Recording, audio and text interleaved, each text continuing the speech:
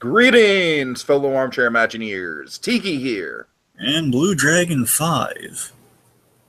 And tonight, we're talking Mr. Banks. That's right. So folks, we did our Cars 3 spoiler cast about a week ago or so, roughly. Dragon and I, Dragon, it was almost kind of like crazy synonymous, like how much we agreed about virtually everything in Cars 3, right? Pretty much, yeah. It was just like, it was one of the most yep, I agree with you on that point. So we had our problems with it, but we also thought it was a pretty good movie overall, a solid into the Cars franchise. Yeah. But one of the things we teased about with Cars 3 is a very, very good short. Now, Dragon, of course, to get some mileage out of this, I feel like we should also address some elephants in the room with Pixar and shorts as well. So, well, do you really want to talk about that now?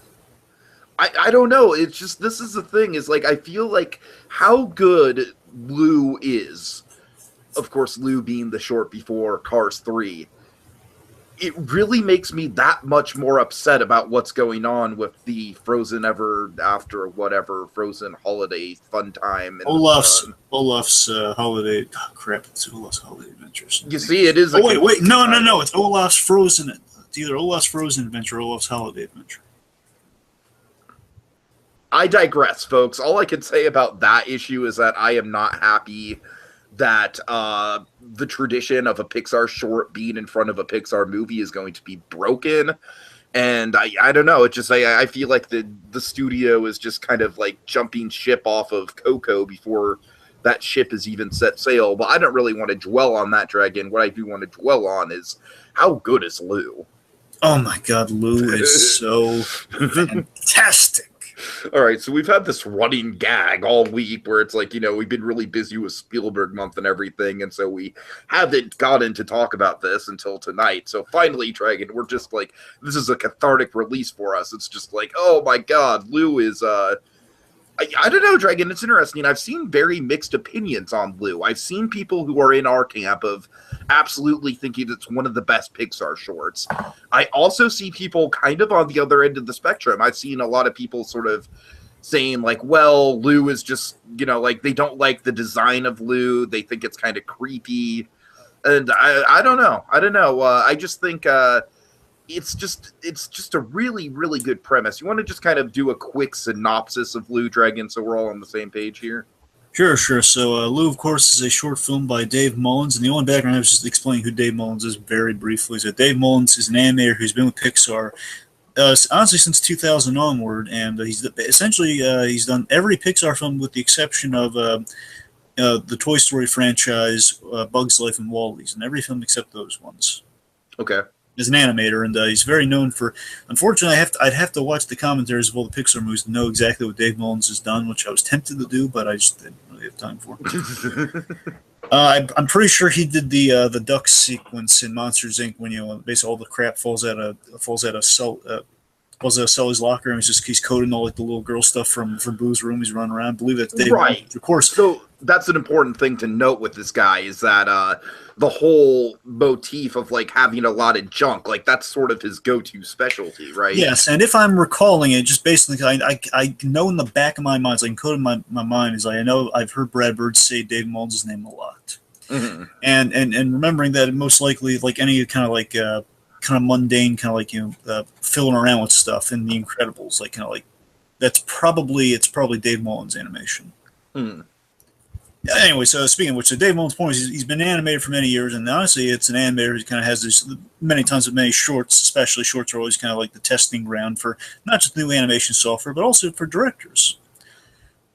Directors and the other people who have other occupations in Pixar, for example, Gary Rydstrom, the sound guy, he directed the first Toy Story tunes. He directed the Hawaiian Vacation. That was him. Right. Anyway, so Dave Mullins finally got a kind of a seat in the director's chair on this one for Lou, and Lou essentially is kind of I don't know how personal story Lou is. There's a little note at the end that says "for Dad," which makes me think it might be taken from a personal story, but it's a story about acceptance. It's a story about there's this lost and found at a school. We're at a school. There's this lost and found, and of course, it's missing the letters, as you can see from the image before us. That's such a good reveal for the title. I love that.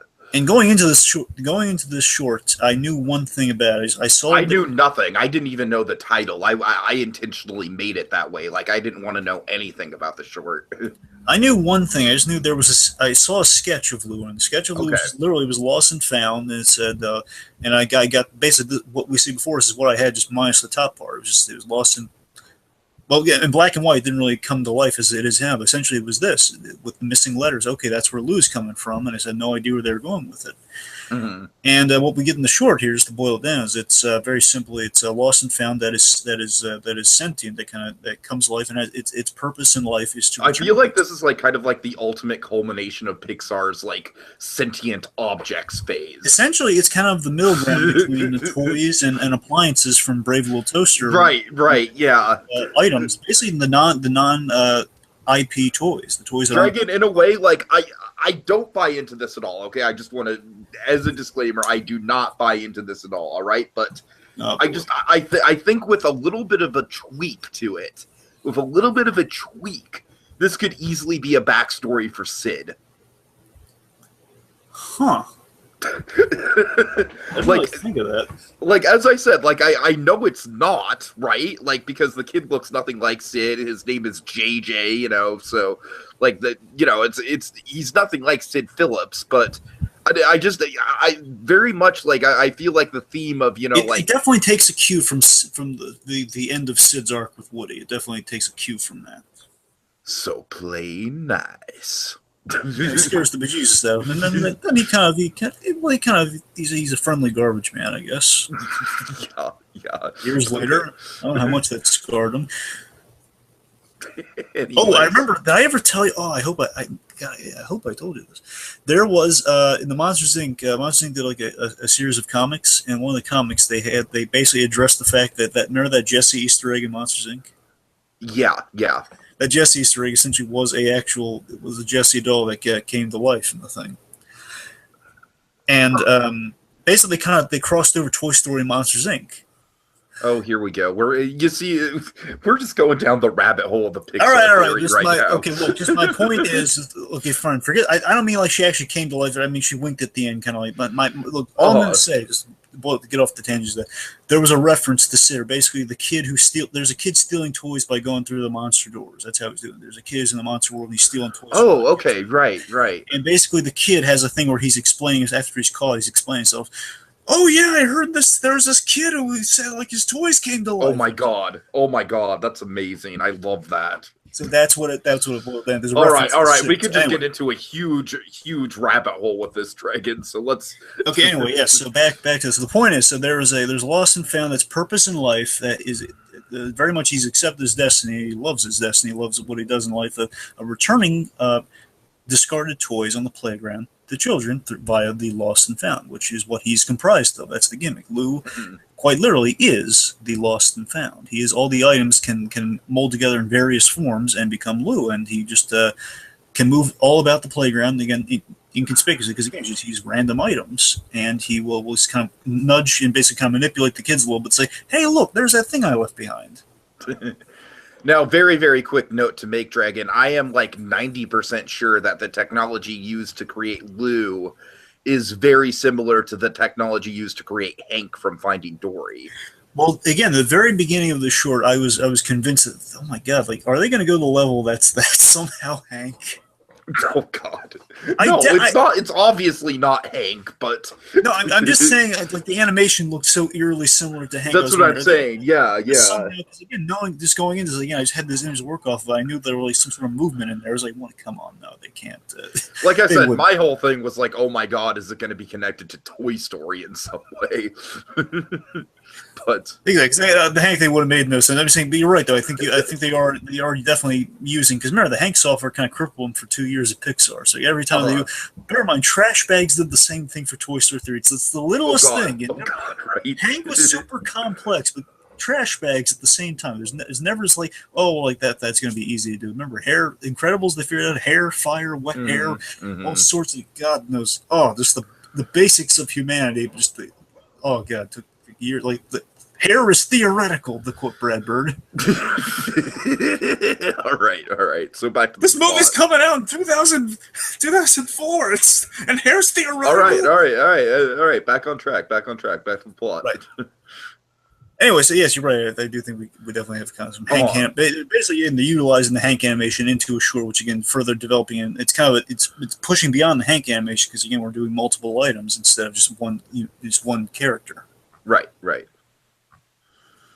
Essentially, it's kind of junk animation in a way, in a good way. In a good way, yeah. It's not Sausage Party. No, it's not. Anyway, I thought you'd be happy with that joke. I'm taking a jab at Sausage Party. Sausage Party is trash animation. Anyway, there you go. That's better, I guess. Yeah. See, that's what I'm saying. That's all I'm saying. Anyways, now let's see. So obviously, on the whole, Lou, it's the animation is with what we're talking about. The animation so far, just kind of as a jumping off point. The animation is so inventive and so clever. That's the thing I was so amazed by. It's clever and it's done almost like almost a Looney Tunes style, almost. And that basically have like. I don't want to just say a little bit of Scooby-Doo, a little bit all over you. Basically, when we're doing like these chase sequences, and basically our characters are kind of hiding in various different spots because Lou is being pursued by JJ. Because essentially, I just love how we set this up. That JJ takes things. He's a kid who takes things, and of course, Lou he returns things. And obviously, these two are going to be at odds with each other. I just love how angry we see. It's like a classic Pixar odd couple. Absolutely. Of course, Pixar is famous for their odd couples. And I just love this. The thing is, this short had me so much like I didn't know how deep an emotion I was going to get in the end. I was like, let's talk about that. Dragon, it's legit Frosty the Snowman, right? That's the closest comparison I can make for it. There's a lot of Frosty. It's basically what if you take Frosty the Snowman, you add the ending of Toy Story with Frosty the Snowman. That's kind of a mixture. Right. You take the Sid ending and you mix it with Frosty the Snowman, you get Lou. Yeah, like you take like the inevitable like Frosty melting away thing of Frosty, and yeah, for sure. Yeah. So there was definitely that moment watching this film, or watching the short, where I just like I'll say this much: I think Lou is more emotional than Cars 2 or Cars 3. I mean, it's definitely more emotional than Cars 2. Yes. But like Cars 3 hits some sweet emotional points, but I think Lou is like kind of like that classic like Pixar sad factory thing going on, Yes, because again, let's face it. I mean, Lou still would have been good. We're gonna make you cry over a pile of junk. It's like Pixar just being cocky almost. You know what I mean? In a good way, in an endearing way. What can we make endearing this time? How about a Lost and Found? That's what I'm saying. Let's dare the world. Let's fly close to the sun in wings that never melt. Oh God. Let's play basketball with the sun in the grand cosmic scheme of things. Okay, yeah. Okay, I'm glad you got my analogy, Dragon. Thank you.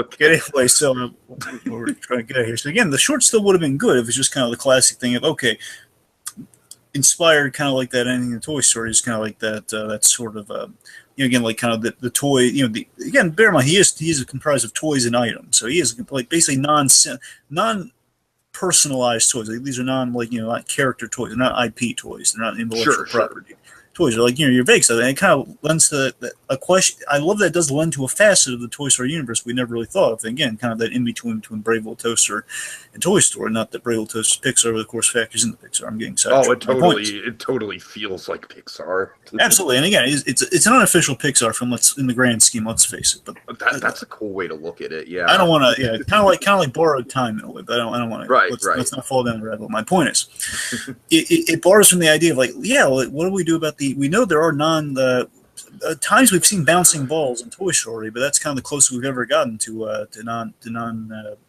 kind of our non-personalized toys, and we never really thought what happens. The other ones are kind of used by other ones, and we kind of in this film we kind of explore that side of it. Mm-hmm.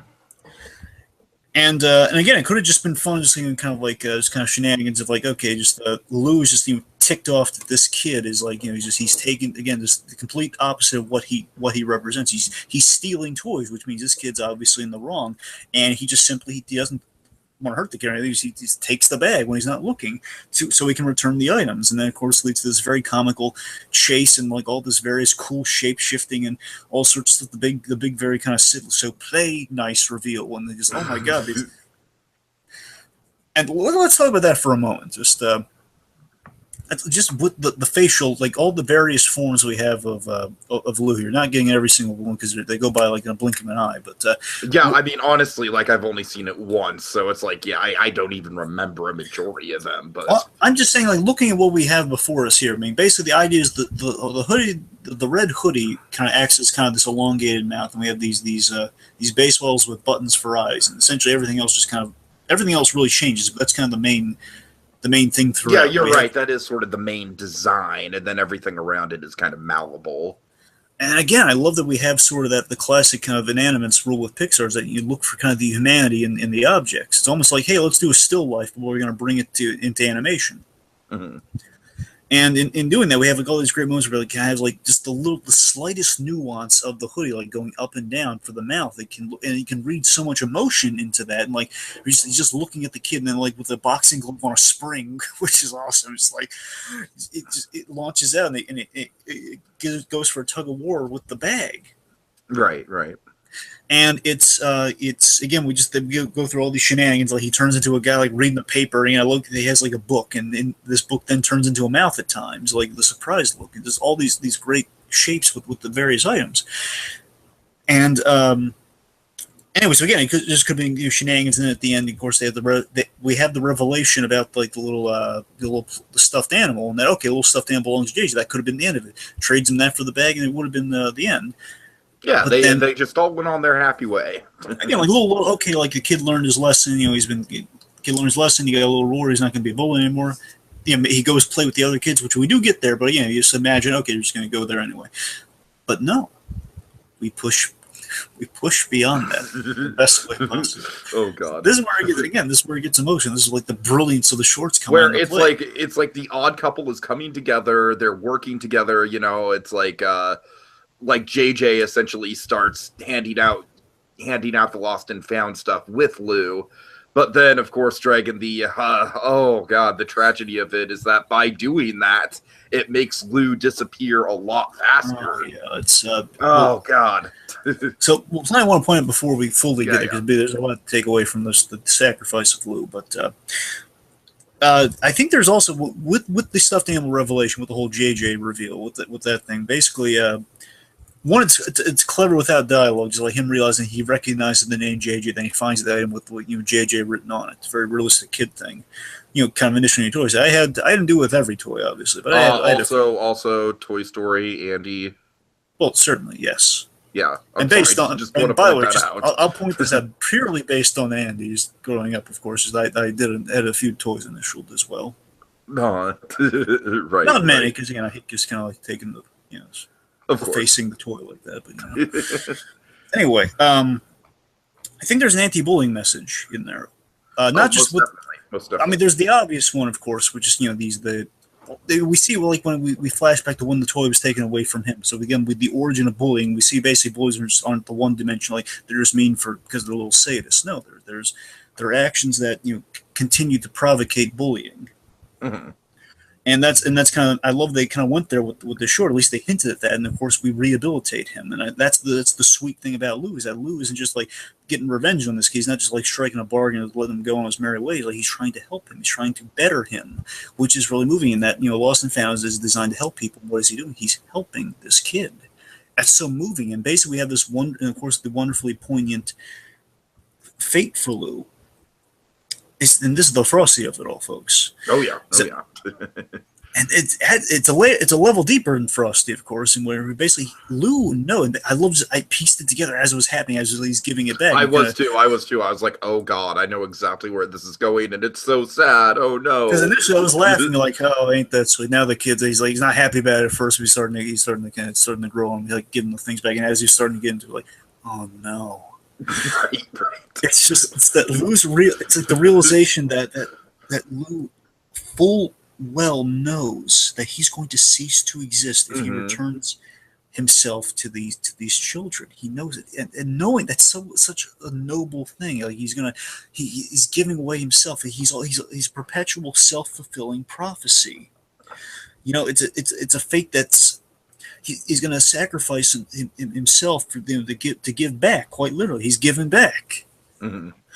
For the betterment of others. Again, it's like he's accepted his fate, hence the form of it. Which, again, it's like, the whole idea of, like, the sentient lost and found sounds like a fucking dare, but Pixar just pulled it off, It sounds like something, I'm pulling from Family Guy on this, I'm going to apply it to Pixar, so we're going to see how it goes. Basically, it's kind of like the old Family Guy writing room gag, where basically, back when it was good, where they get drunk at the Christmas party, and I don't know if Seth MacFarlane was joking about this when Stu was dancing with Jerry Mouse in season 5. Oh, during the Road to Rupert episode. Yeah.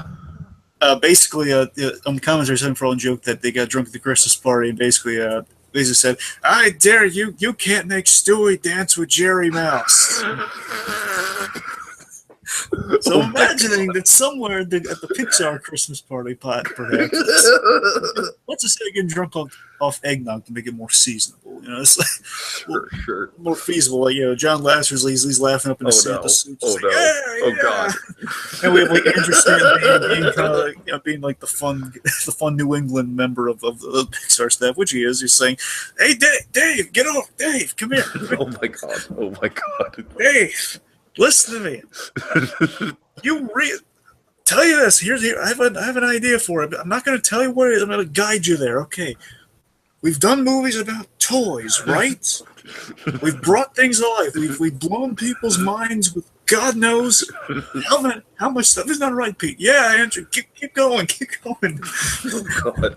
I love this picture we're painting. So listen, Dave. I love you, man. You know where I'm going with this. Oh my God. I do the impossible. Put us all to shame.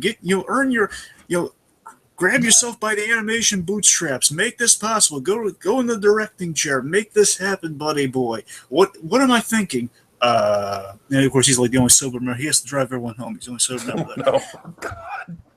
So Dave said, "Lost and Found." And they're looking at each other because they're thinking that's the most ridiculous thing I've ever heard. And then it's like, Pete just giving like the thumbs up, like, yeah. Yes, of course. Yes, Lost and Found. If you don't believe us, let's go beyond the bar. Brad, yeah, Lost and Found. God. I love it. Oh my God. Woo! Mark, drive me home. Mark Andrews, drive me home. Anyway, okay, so let's get off that tangent. Applauding you, Dragon. That was wonderful. Okay, just get we're almost at the end here, so it's anyway. So seriously, it's so moving and so clever. Again, it's seemingly a ridiculous premise, but I mean, it still has you in the beginning. I don't say it's like completely ridiculous. It's like in concept, like they can do anything at this point. Just the fact that, again, it's that sacrificial thing, the betterment. There might be a little bit of a perennial thing, possibly just the idea of this lost and found has probably been there for a while and seen many kids, kind of, go to other classes, and it's the idea of like someone watching children that are going to kind of the Lotso thing, kind of the sunny side thing, like, well, they're going to have various kids, they're never going to be alone. Mm-hmm. Never going to be abandoned because their kids are going to keep coming in. So again, it's like seeing kids and helping them out and just kind of launching them on their merry way, much like a parent would do to their child in the grand scheme of things. I'm saying they've always kind of hit those perennial themes with toys in general. So maybe with the Lost and Found, a little bit of that a transfer there. But again, it's such a sad realization, and it's sad but moving, and just it's like you respect the heck out of this Lost and Found. Yeah, right. And again, he gets kind of his last payment in a way, just like kind of what was promised to him in the arrangement, where he gets like the little plush guy. But then what's even better is I like that the little girl can you bully the ones you love sort of thing. The girl kind of is a little sweet on JJ, and he kind of takes that away. It's like cute little kind of like it's a little bit of boyhood moments, Yeah, for sure. And then the kids who he kind of was bullying initially, they're welcoming him to play football with him, and oh my God, it's really sweet. And I love like the here's the real frosty of it all too, is that in the grand scheme, of course, Lou will be back because kids are going to lose things. They're going to put in Lost and Found. He's going to be back, and we don't even have to wait a whole year. He's going to be back sooner than later. Right. That's the grand beautiful thing about it. Well, again, Lou he's a perpetual tragic character, kind of like almost like Wall-E in the beginning of Wall-E in a way, but it's so And endearing that and very much is sweet. the Frosty of it all, the whole idea of he'll be back. Absolutely, he's like the most noble lost and found you ever did see. Hmm. God. All But yeah, right. such a brilliant short, and again, on the I'm in full agreement with Tiki that absolutely. I mean, one of the only gripes really against Cars 3 in the grand scheme is that the short was a lot better than it, and that's a new thing for Pixar. The short was so good it surpassed the film, which is not exactly a good thing, but I mean, it's good for the short, you know. Yeah, yeah. But And like I yeah, said, Dragon, it's like just to get quickly back onto the Frozen holiday, whatever the fuck it's called. Like I'm not against the idea of a Frozen Pixar, I'm sorry, a Frozen well, I have Christmas some new special. information on that, by the way. Well, just let me get my thing out. All right. I'm not against the idea of a Frozen Christmas special. Like I said, it's just the cross pollinating the brands that really bothers me, especially because Lou has just turned out to be, at least for Dragon and I, one of the finest moments in the history of Pixar shorts. And I really, Dragon, just with how well this turned out, I just truly feel like it's gonna make the absence of a true Pixar short sting all that much more. And I don't know. I really feel like Disney is just bearing Coco as well. And I just think that the fucking Frozen, it just feels like something that should be on ABC because it's 22 minutes long. Like it's tailor made to be on ABC. Dragon, what's your new info? New information is it's more irritating for me, but it's you're absolutely right. It should be on ABC. And by the way, I'm still pulling. I think the logical choice is going to be they're going to put it in theaters, then put it on TV. Which again, in the grand scheme, they should stick it on TV. I'm saying I hope it still makes its way to TV regardless. But the information we have is just more irritating for how they're going to do this. It's they're going to only release it with the 3D version. What? Oh God! Oh Jesus Now, Tiki, you Christ! got to help me out here because I know you're going to know this. Like you're going to Uh, know this like the back of your hand. You got to help me out here because it keeps driving me crazy. So, Inside Out short wasn't that lava? yeah, that was lava. Yes. So I'm making sure because for some reason I think I might be. I'm pretty sure I'm thinking of Zootopia with this, but basically there was a missing short, and I think that was with Zootopia. Uh huh. There was like a pairing of Disney films or Pixar. Now the lava thing I knew it had to be lava with Inside Out. I just wanted to verify that. But I knew there was there was a year where there was a missing short. Basically, the second film of the year had a short. So I believe that was with Moana and Zootopia. Like, Zootopia didn't have one. Moana had a short. Uh huh. Uh huh. If I'm right. So anyway, so that's things. Pixar is if they keep consistently having the shorts. If I'm right, they've never missed the short. And even with this two two movies a year thing, they've been trying to kind of go forward with. Right. Right. Which again, they've always been trying to, but it's really difficult to do that. So now they're kind of digging on I that. think they should ease off on it a little bit, to tell you the truth. Well, I mean, they're going to switch off Especially, with.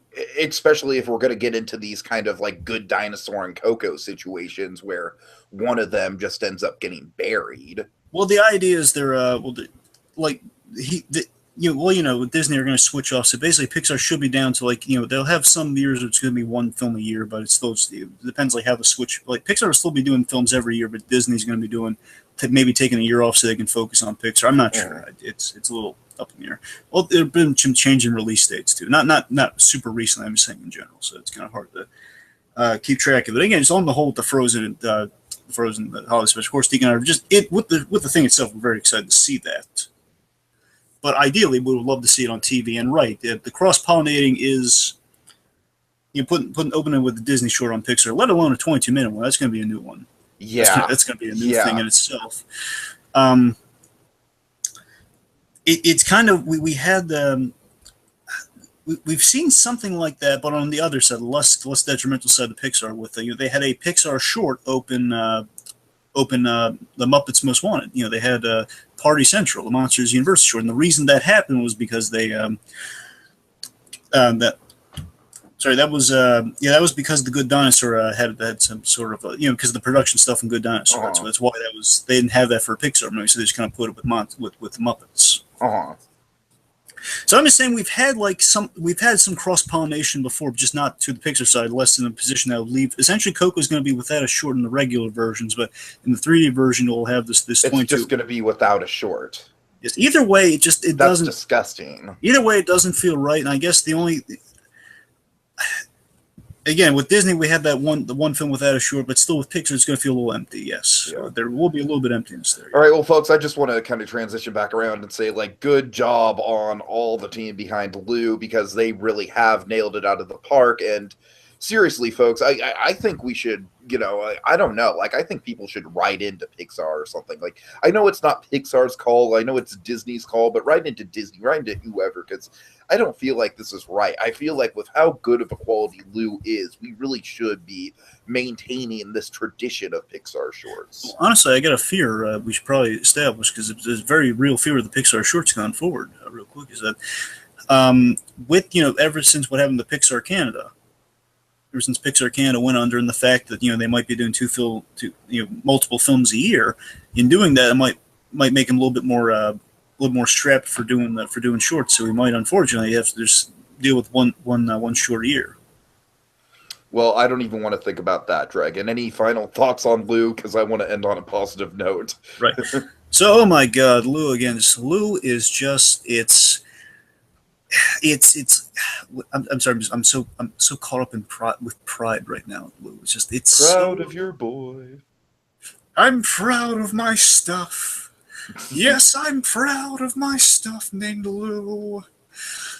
But oh my God, seriously, this short was amazing. Again, it's better than it was better than the film that came after, and that's an achievement. You got to say. Not that Cars 3 was bad, but just this blew Cars 3 out of the water. Right.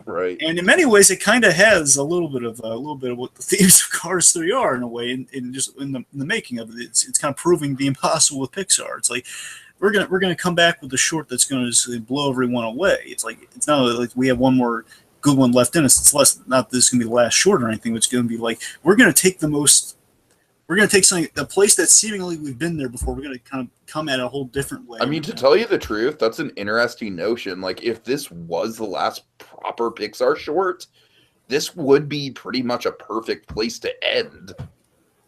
That's a really, Well, technically, yes, I guess, if you look at it that way. But regardless, it's kind of like them coming out the gates. In a way, it feels like, we're coming with something fresh that's a little representative of what we've done way back in the early days of Pixar. Not only with Toy Story, I'm talking about with Luxo and with... Sure. Yeah, mainly with Luxo and Red's Dream and much of the early stuff. It feels very much in the spirit of the early stuff. It feels emotional like Red's Dream. This feels like Pixar looking at their grand history, and it's like when you think Pixar can't get any better. And if there's any naysayers of Pixar out there saying, well, they're just going back to the well with these sequels. But again, I'd point you to Coco, and more importantly, I'd point you to this. They still got fantastic juice left in the tank. We still got up-and-comers who worked on borrowed time. Again, their Pixar is endlessly, it's like Marvel. They have like an endless well of fantastic ideas and places to go. When you think they might have done everything they can, they think they can't get any better than this, it's going to get better than this, folks. That's Pixar for you.